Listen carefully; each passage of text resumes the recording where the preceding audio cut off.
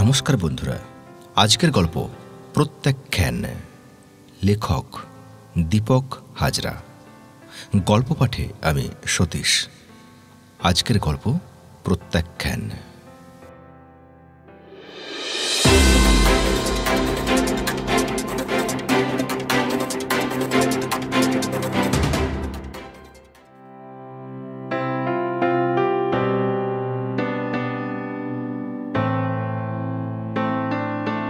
পৃথিবীতে যা কিছু মায়াময়, সেই সব কিছুই যে নিমেষেই ঘটে যাওয়া সম্ভব, আজ বিশ্বাস হল রক্তিমের। অন্য আর 5টা দিনের মতো আজকের সকালটাও শুরু হয়েছিল রক্তিমের একই রকম। ছন্দপতন তো প্রকৃতির নিয়ম। সেই নিয়মের কৌলীন্যতা বজায় রেখে একটা অচেনা নম্বর থেকে ফোনটা এলো। অফিস বেরোনোর ব্যস্ততার মধ্যেই স্বাভাবিক স্থিরতায় ফোনটা রিসিভ করে বলে, হ্যালো, বলুন, কে বলছেন?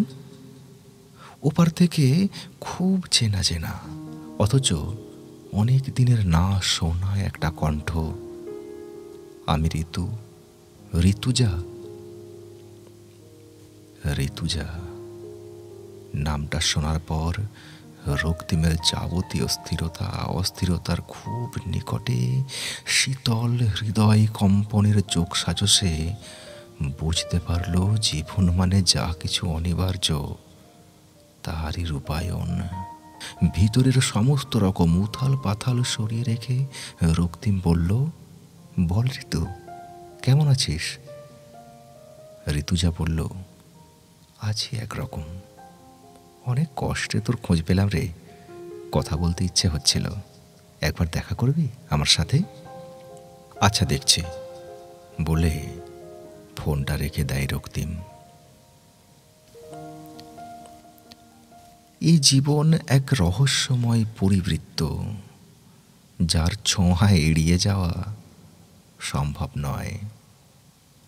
সহস্র প্রাচীন কাল থেকে মানুষের কামনার অন্তঃস্থলের পরিযায়ী ক্রিয়াকলাপের নিয়ন্তা ওই এক অনুভূতি, যার দ্বারা আবার আক্রান্ত রক্তিম।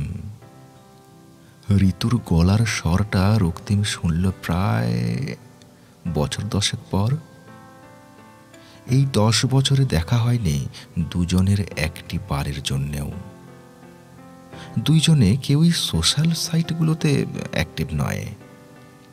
স্বাভাবিকভাবেই দুইজনের মনে সেই পুরনো চেহারাগুলো গেঁথে আছে। দুইজনের দুইজনকে দেখার অত্যুগ্র ইচ্ছে যে হয়নি একেবারে, তা কিন্তু নয়। সেই দিনটা আজও চোখের সামনে ভেসে ওঠে রক্তিমের। ওই দিনটা ছিল ওদের শেষ দেখা একে অপরকে। উচ্চ মাধ্যমিক পরীক্ষার আগে শেষ কোচিং ক্লাস শেষ করে সবাই মিলে ঠিক করলো গ্রামের শেষ প্রান্তে টিলার ওপরে কালী মন্দিরে পুজো দেবে। সবাই ছিল সেদিন, অর্ণব, উজ্জ্বল, সীমা, ঋতু আর রক্তিম। সেদিন প্রথম থেকেই রক্তিম একটু অন্যমনস্ক ছিল। কোচিং ক্লাসেও সবাই যখন ওর রেজাল্ট প্রেডিক্ট করছিল, বলছিল রক্তিম স্কুলে তো বটেই, হয়তো রাজ্যেরও মেধা তালিকায় নাম তুলবে।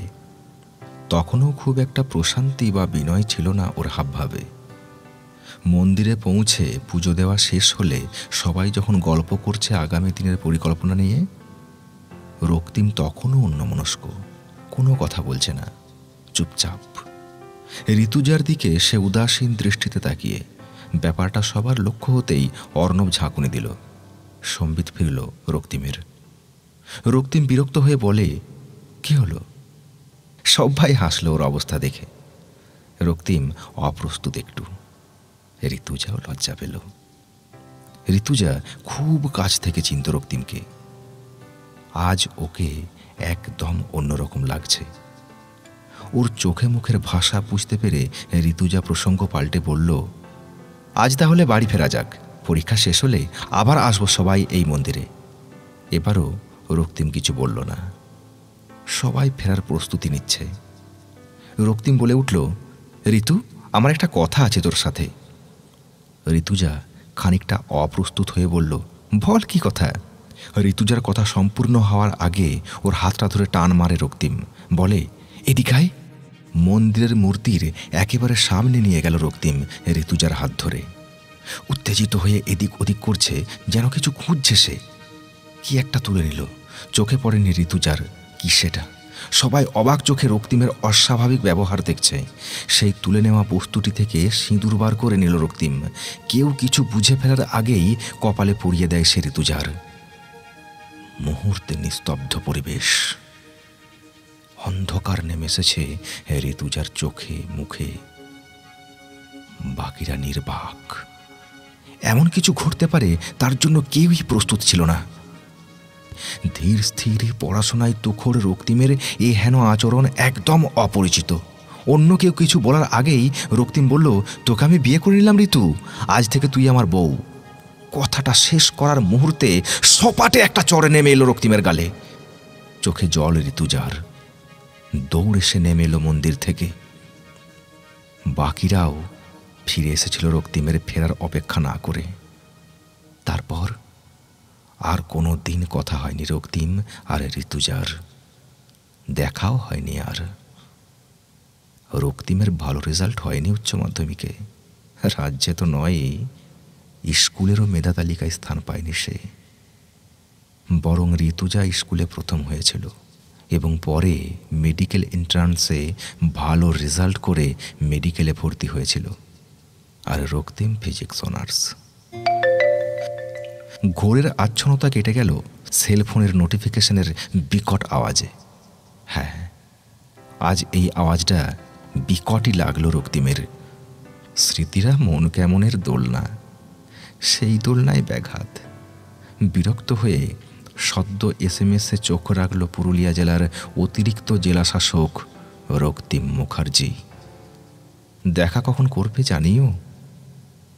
প্রেরক ঋতু। রক্তিম রিপ্লাই দিল, জানি না ঋতু, এবং ঋতুজার নম্বরটা ব্ল্যাক লিস্টে জমা করে দিল। এক রাস শূন্যতা সমস্ত শরীর জুড়ে বয়ে গেল রক্তিমের। যেন ঋতুজার স্মৃতি আলিঙ্গনে মুক্ত হয়ে তেষ্টা মেটালো দীর্ঘ দায়ভার প্রলম্বিত ওর এই জীবনের। এরকমই আরও কিছু আপডেট পেতে সাবস্ক্রাইব করুন চ্যানেলটিকে এবং সবার আগে নোটিফিকেশন পেতে পাশে থাকা বেল আইকনটিতে ক্লিক করুন।